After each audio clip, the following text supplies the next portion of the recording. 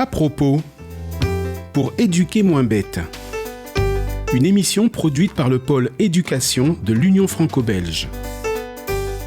À propos, savez-vous comment sensibiliser un tout petit à la nature ?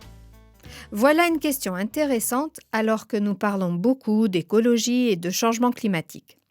Mais est-ce que ce sujet concerne les tout petits ? Oui, bien sûr, mais pas avec des discours. Et oui, répondre à cette question, c'est décider d'être dans l'action, le concret, et certainement pas dans la théorie. Aujourd'hui, nous constatons que nous passons beaucoup de temps sur nos ordinateurs, nos tablettes, nos téléphones portables. Du coup, nos activités et nos interactions avec autrui sont le plus souvent dans des mondes virtuels ou entre quatre murs.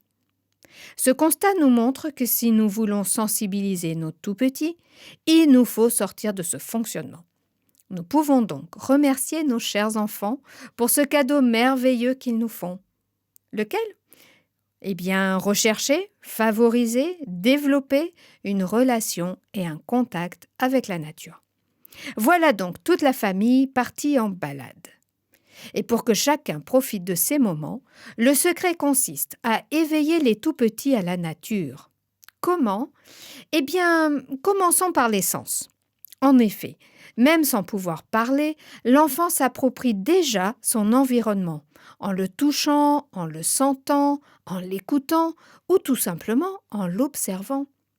Alors, amenez-le à toucher les feuilles et les fleurs, mais avec délicatesse et sans les arracher, à marcher pieds nus sur l'herbe, le sable, la terre meuble, à sentir les sensations qui le traversent, si ça le chatouille ou au contraire si ça pique, et puis surtout à y prendre du plaisir.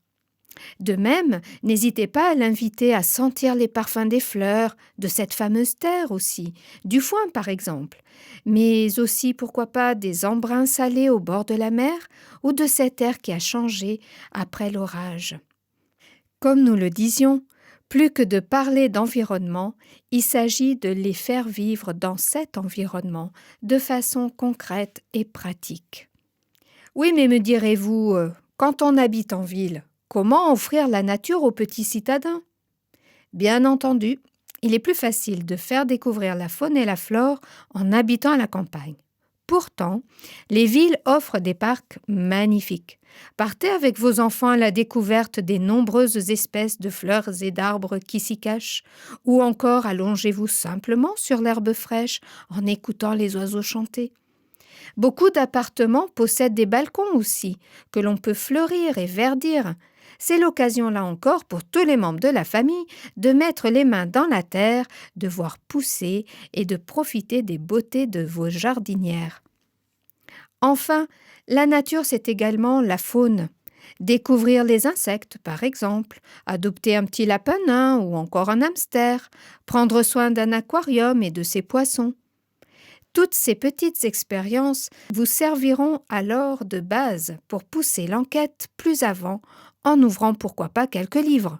Il y a une multitude d'informations à trouver, à connaître, à explorer. Le ciel et les étoiles, le soleil et les planètes, la variété des chants des oiseaux, ou encore toutes ces races de chiens et de chats que l'on rencontre au détour de nos quartiers. Nous avons donc à raviver nos âmes d'enfants pour ouvrir l'appétit aux tout-petits face au monde naturel qui nous entoure.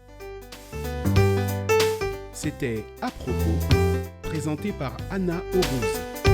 Une chronique produite par le pôle éducation de l'Union franco-belge.